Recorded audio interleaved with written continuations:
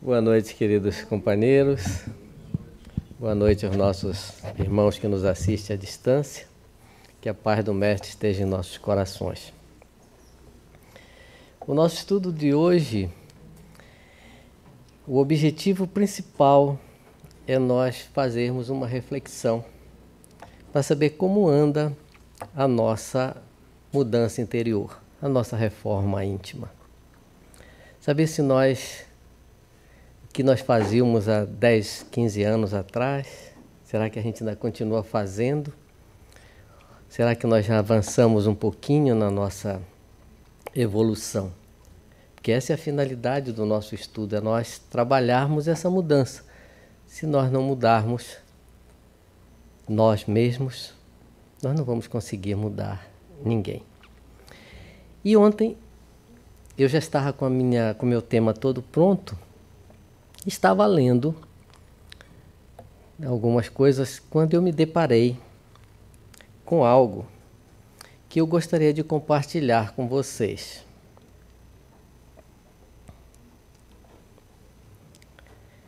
Tia processa sobrinho de 12 anos por lesão provocada por abraço, entre aspas, animado. Quando eu li, eu reli e reli. Disse, meu Deus do céu, eu não acredito no que eu estou lendo. Ela é gerente de recursos humanos. Imaginem uma gerente de recursos humanos. Mas a história é a seguinte.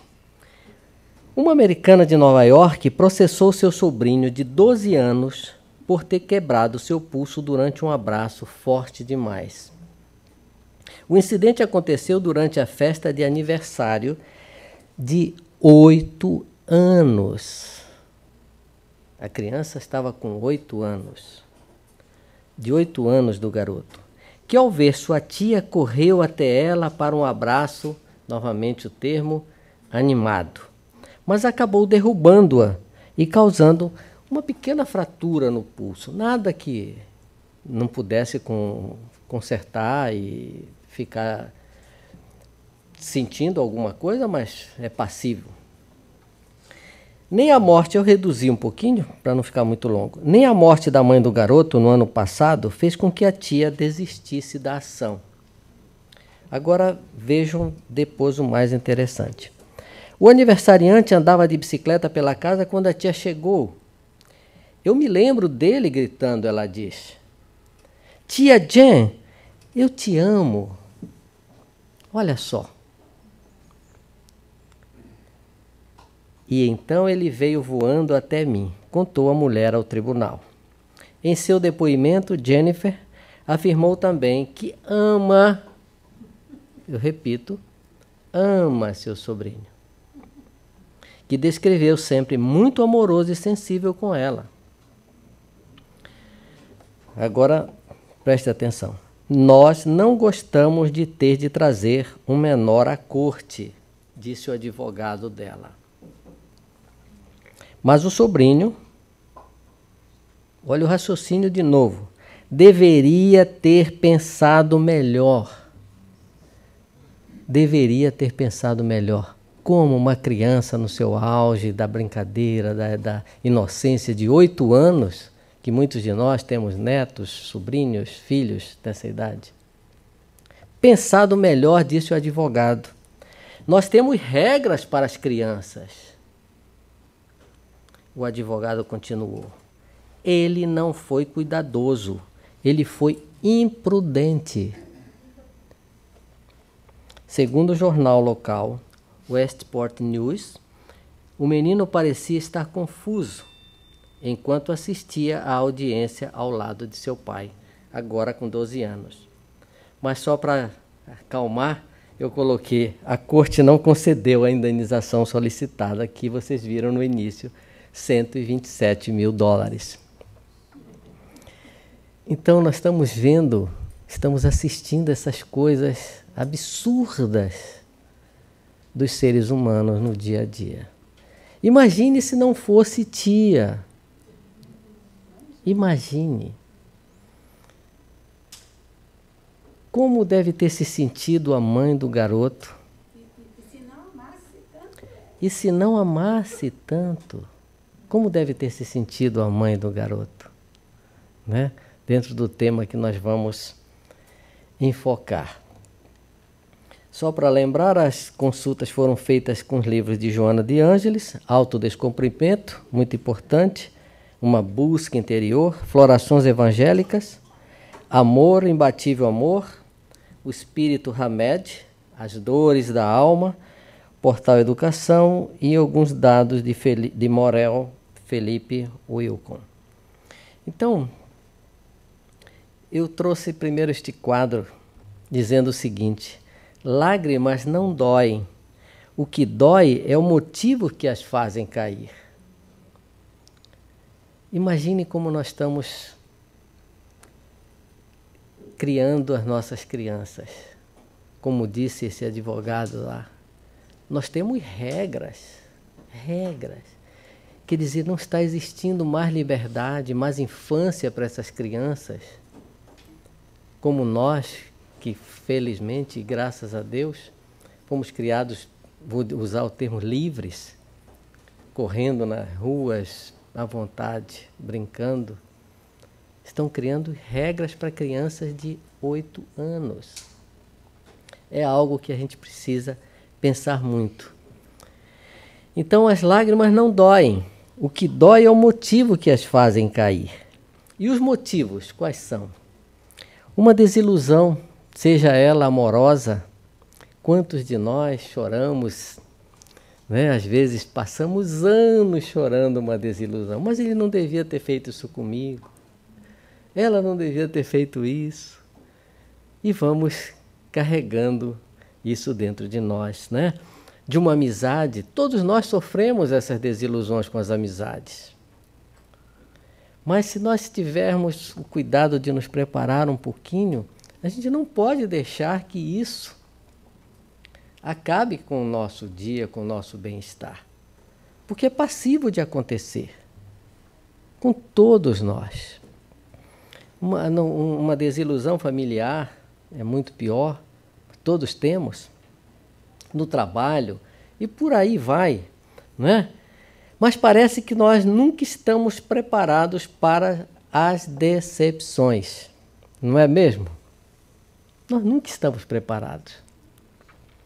Acreditamos que sempre seremos estimados e considerados por todos. Todos nós achamos isso. Que as pessoas nunca irão nos trair.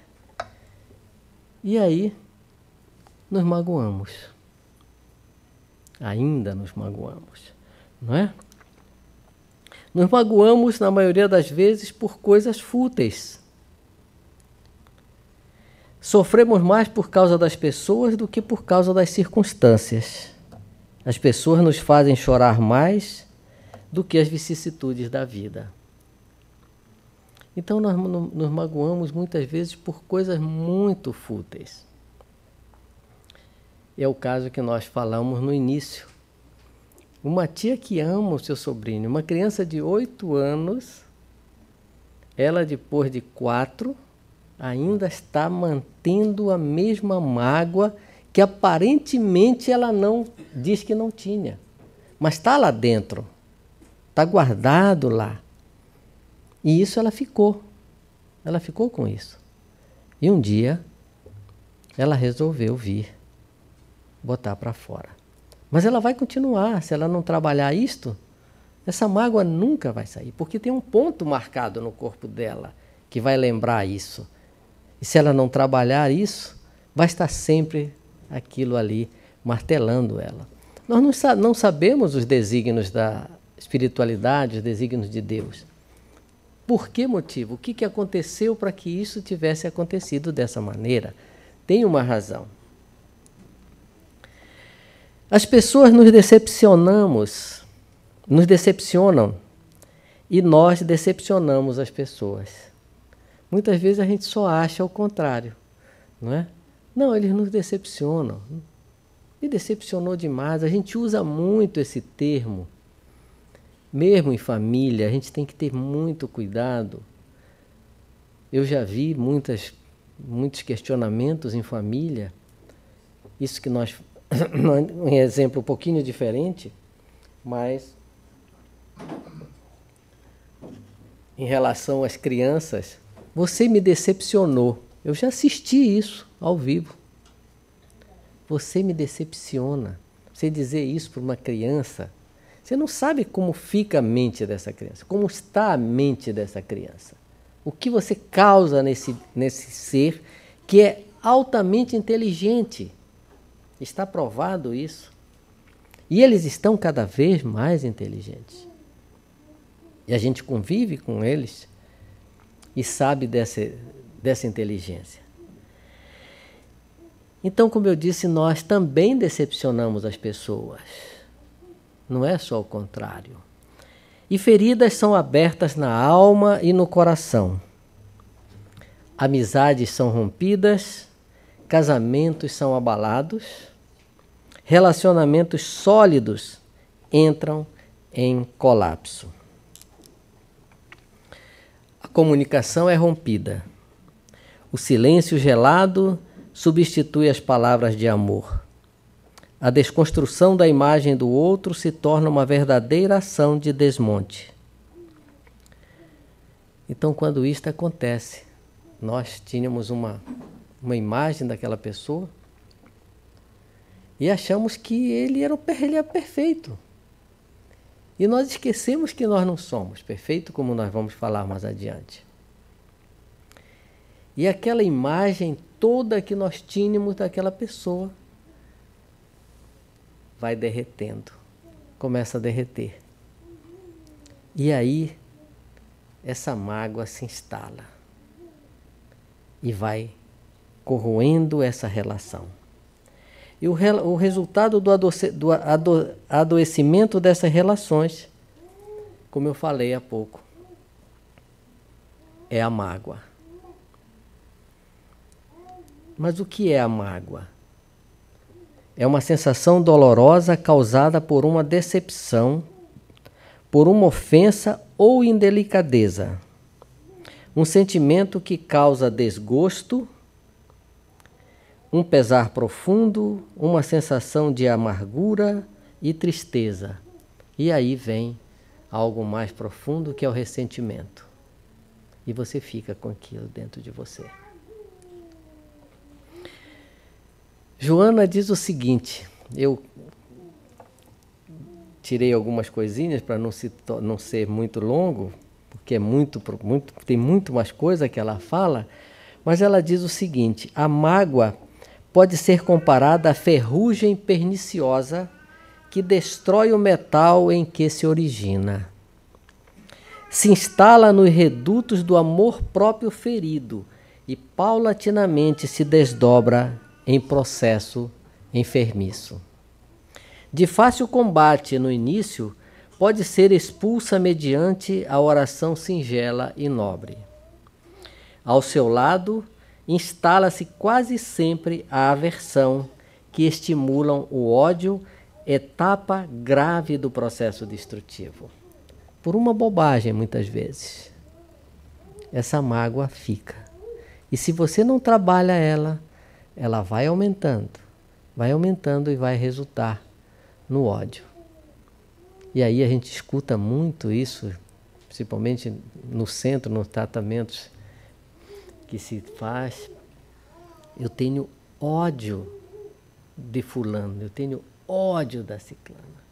A gente não trabalha isso. E é muito sério, é algo muito forte, muito profundo você ter isso dentro de você. Mas ela continua. Hábil, disfarça-se utilizando-se de argumentos bem urdidos para negar-se ao perdão ou fugir ao dever do esquecimento. Muitas distonias orgânicas são o resultado do veneno da mágoa, que, gerando altas cargas tóxicas sobre a maquinária mental, produz desequilíbrio no mecanismo psíquico, com lamentáveis consequências nos aparelhos circulatório, digestivo e nervoso.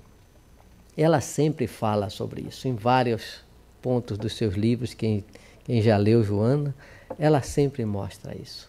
Que a coisa começa de lá para cá. Está na mente. E aí nós passamos a ter um problema no estômago, passamos a ter um problema no intestino, e vamos ao médico e toma remédio daqui, toma remédio daquela, e não cuidamos do sentimento. Esquecemos que há algo que é um motorzinho ali que continua gerando tudo isso. E nós vamos para o lado materialista, vamos tomar os nossos remedinhos, né? Vamos tomar os nossos Prozac, e aí vamos dormir felizes. Quando passa o efeito, voltamos para a estaca zero, não é? Mas, afinal de contas, por que nos magoamos? Por excesso de sensibilidade. Muitas vezes, nós temos isso à flor da pele. Ninguém pode, como nós usamos o termo, né? Pisar um pouquinho no meu pé, no meu calo, já é motivo para eu desandar. Basta uma coisa tão simples.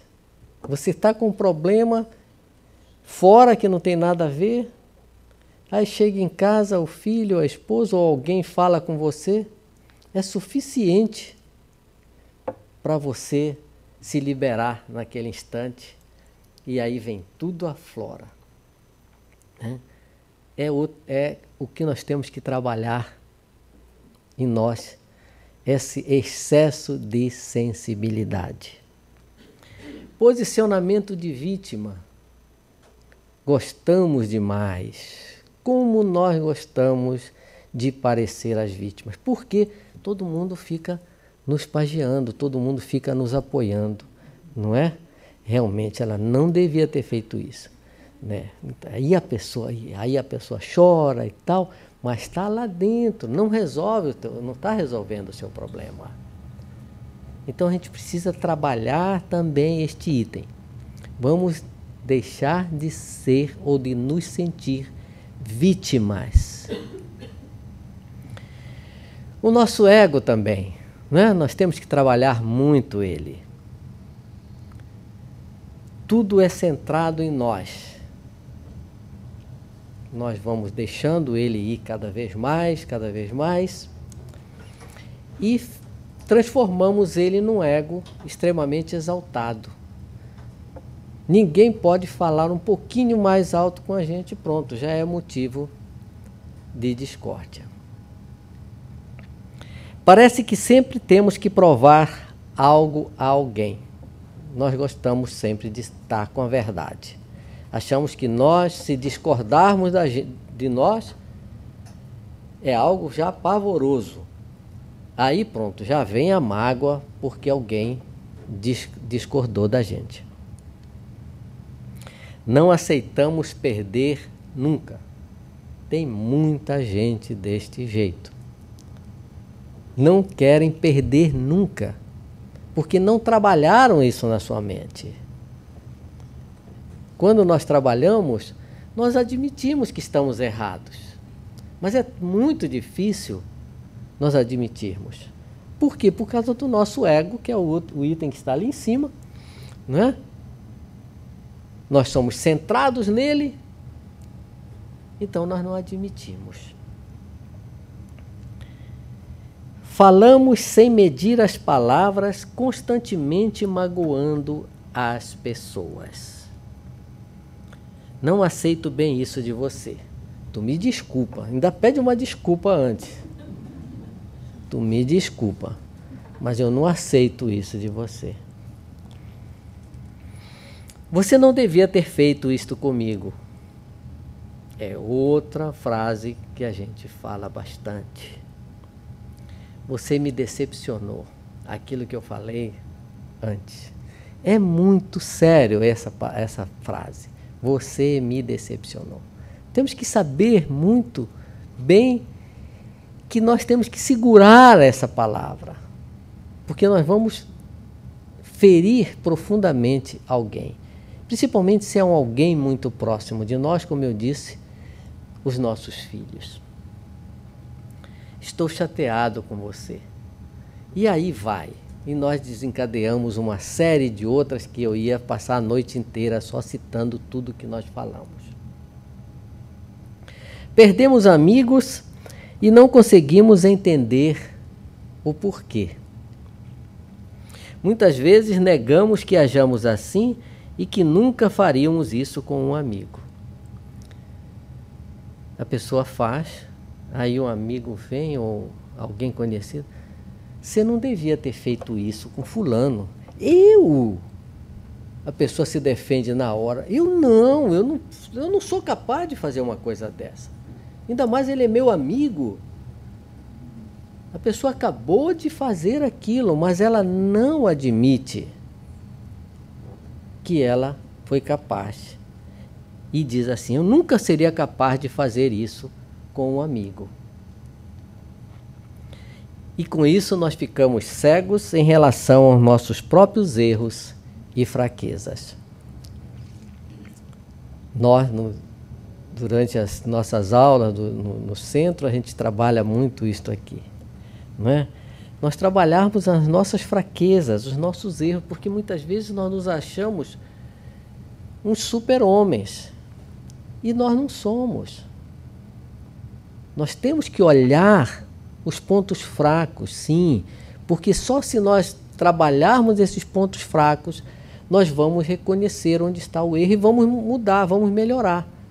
Que é essa a finalidade do nosso trabalho. Como eu disse no início, a gente vê o que nós fizemos e como nós estamos hoje. Se nós já andamos um pouquinho, já subimos um degrau. Consequentemente, projetamos nos outros nossas próprias falhas, deixando-nos propensos a ressentimentos. Então, como eu disse, a pessoa não admite. Eu não sou capaz disso. E na verdade nós somos sim, nós somos capazes. Ao invés de procurarmos culpados do lado de fora, nós temos que procurar dentro de nós. Porque é fácil jogar a culpa para o lado de fora. É muito mais cômodo. Porque nós não vamos estar trabalhando o que está se passando dentro de nós.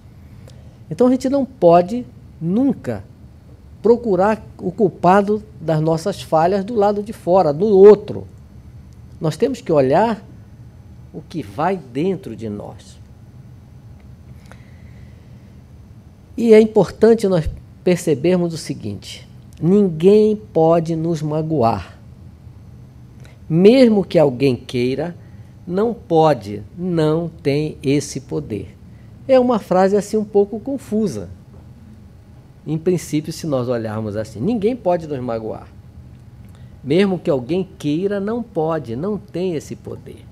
Vamos explicar melhor o porquê disso.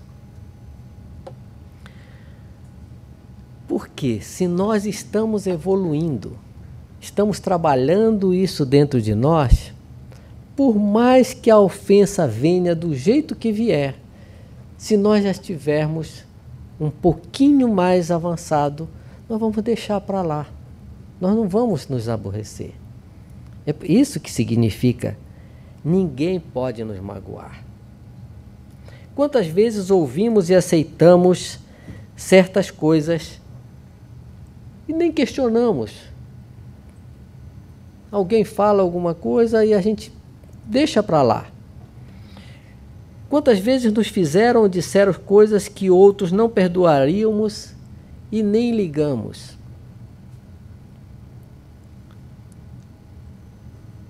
A mágoa, portanto, não é uma ofensa externa. Quem se magoa tem a mágoa dentro de si. Completando o slide anterior. Quem se magoa tem a mágoa dentro de si. Então, se nós trabalharmos isso aos poucos, ninguém vai sair uma Madre Teresa daqui, ninguém vai sair um Chico Xavier. Não é que ele fazia isto, dizia bastante. Era admirável. Nós temos Humberto, que fala muito sobre ele. Vocês já devem ter ouvido muitas histórias. E a gente fica impressionado com aquela bondade, aquela doçura. podiam fazer e acontecer.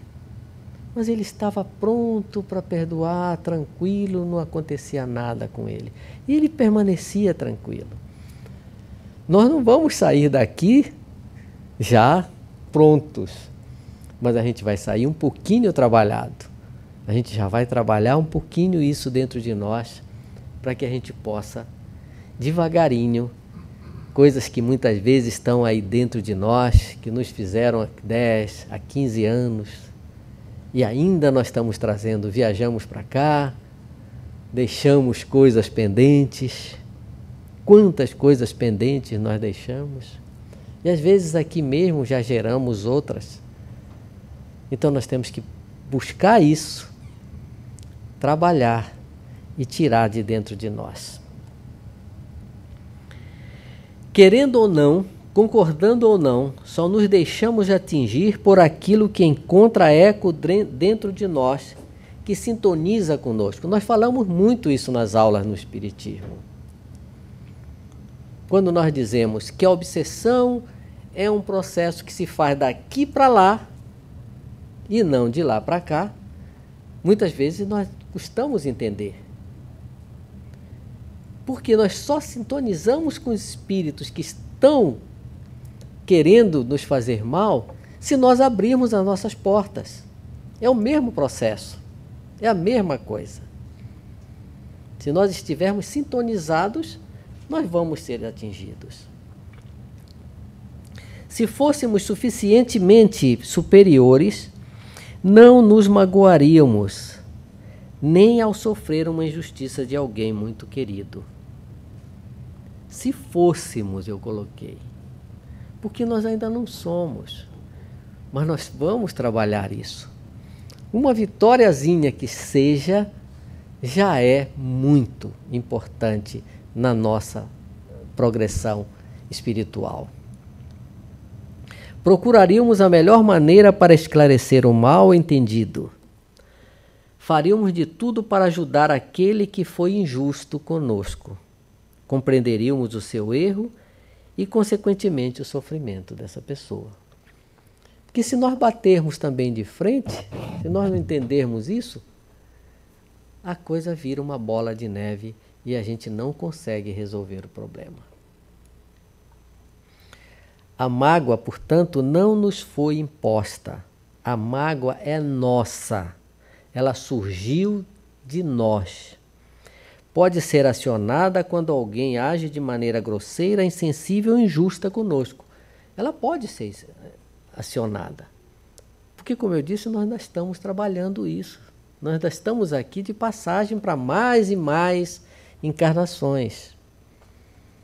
Então ela está lá, porque ninguém tem a perfeição de Jesus ou de alguns espíritos como o Chico, que nós falamos, Madre Teresa e outras.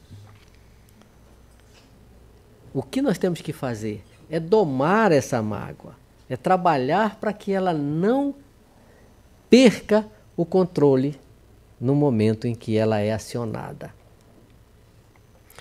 Devemos nos indagar sempre: por que fiquei tão bravo ou brava com a atitude daquela pessoa?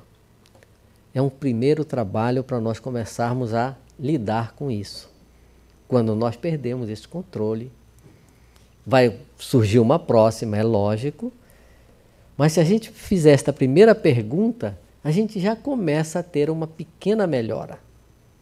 Por que fiquei tão bravo com a atitude daquela pessoa? A gente vai se perguntar. E a resposta nós temos que nos dar. O que aconteceu comigo? Por que eu perdi o controle? Não está nada certo, não está bom assim. Eu preciso resolver esse problema. Por que me deixei atingir tanto? É outra questão. O que essa pessoa fez de tão desagradável a ponto de conseguir me desequilibrar o restante do dia? É interessante como a gente fica, né? A coisa acontece lá de manhã, no trânsito, em qualquer lugar, e a gente guarda aquilo e fica o dia inteiro. Quando é no final da tarde, nós estamos com uma baita de uma enxaqueca e não sabemos o motivo. E vamos para o Tylenol resolver o nosso problema. Não é? Porque o problema não está lá, está dentro. Ele não está do lado de fora. Ele está do lado de dentro. Esperamos dos outros atitudes perfeitas, sempre. Nós sempre esperamos dos outros que sejam perfeitos. Mas esquecemos que a perfeição é inversamente proporcional à humanidade. Ou seja, nós não somos perfeitos. Por isso nós ainda estamos aqui. Estamos caminhando para uma melhora, mas ainda vai custar muito, muito tempo de idas e vindas. E nós temos visto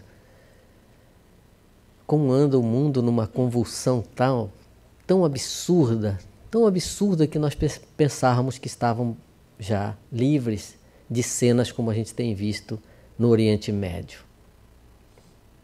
Cenas terríveis que nós sabíamos pela Bíblia da época em que Jesus viveu. E estão sendo repetidas com muito mais crueldade.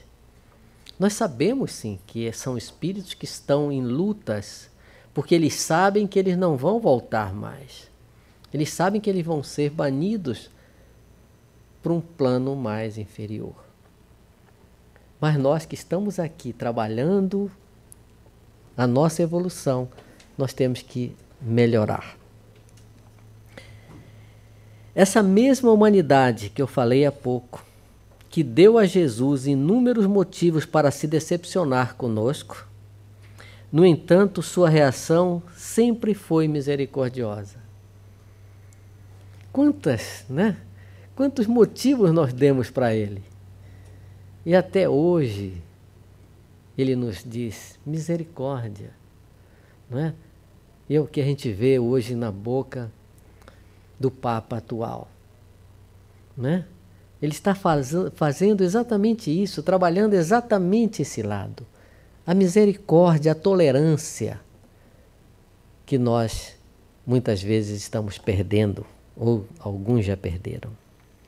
Por causa de suas mágoas, há espíritos que reencarnam próximos uns dos outros porque deixaram o rancor se alojar em seus íntimos. Querem vinganças e perseguições, porque sempre atribui as suas mágoas aos outros. Então, nós que estamos estudando isto, sabemos. Se você não cuida de resolver o problema agora, se isso fica tão arraigado, tão enraizado dentro de você, você vai levar isso com você para o plano espiritual. E você não vai conseguir ter paz.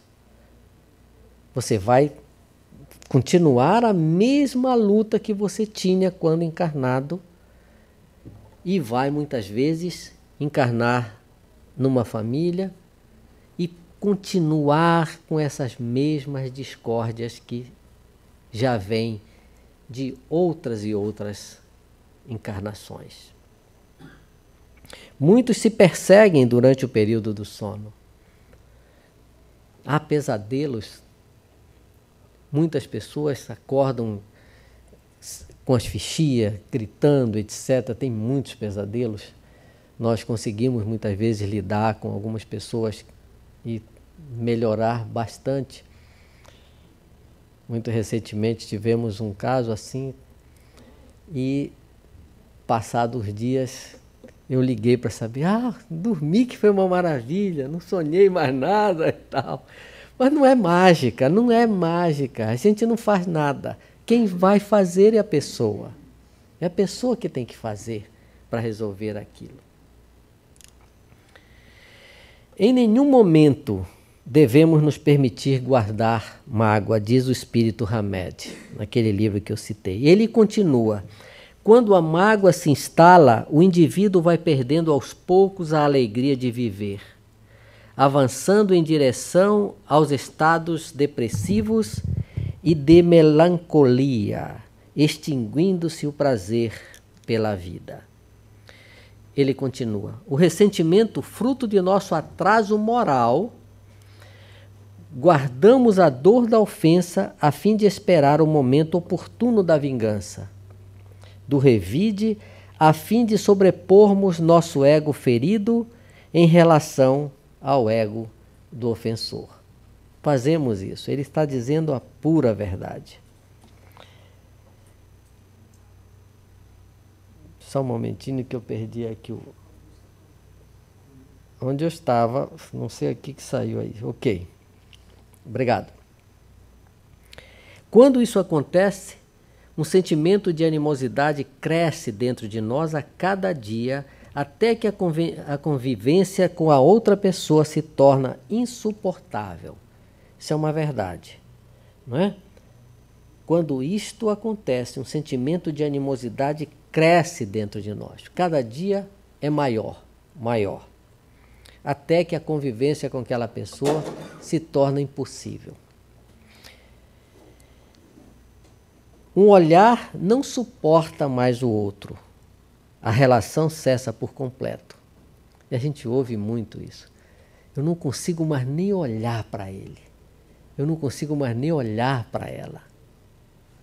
Nós temos que trabalhar isso. Não é porque nós nos separamos, nós muitas vezes nos divorciamos, separamos do namorado, etc., que precisa deixar ficar mágoa dentro de nós. De jeito nenhum. Nós temos que trabalhar isso. Por mais que o outro tenha ficado, cabe a nós que estamos aprendendo a não deixar isso se arraigar dentro de nós. Muitas amizades terminam assim, por falta de diálogo, de sinceridade e humildade em reconhecermos para o outro que ficamos chateados com a sua atitude. Casais acumulam memórias de brigas, guardando lembranças de atritos que já ocorreram há meses. Como isto acontece?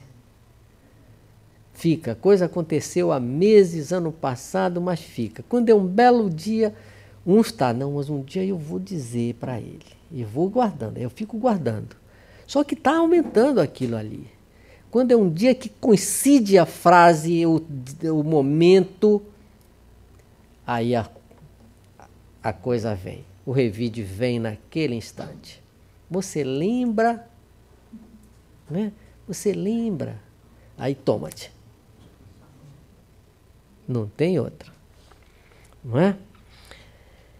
Então diz aí que, guardando lembranças de atritos que já ocorreram há meses, sem trocarem sequer uma palavra sobre o assunto, como eu falei, criando um clima silencioso, o qual vai tornando o ressentimento amargo e infeliz.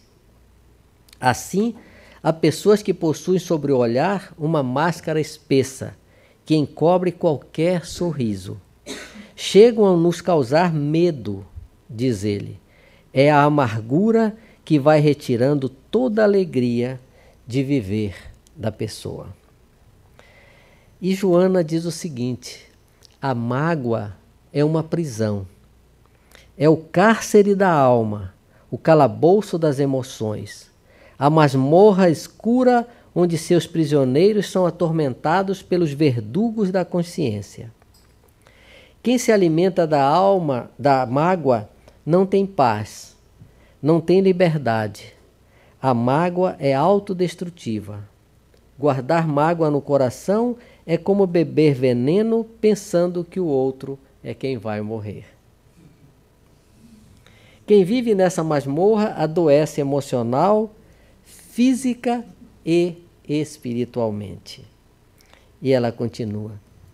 A chave que abre a porta dessa masmorra é o perdão. O perdão traz cura onde a mágoa gerou doença. O perdão traz reconciliação onde a mágoa gerou afastamento. O perdão traz alegria onde a mágoa produziu tristeza e dor. O perdão restitui aquilo que a mágoa saqueou. O perdão é a faxina da mente, a asepsia da alma, a limpeza dos porões do coração. Perdoar é zerar a conta. é nunca mais lançar no rosto da outra pessoa a sua dívida. Perdoar é não retaliar. Perdoar é sair do cárcere da alma, ser livre, viver uma vida maiúscula, superlativa, abundante e feliz. Muito obrigado. Que a paz do Mestre esteja em nossos corações.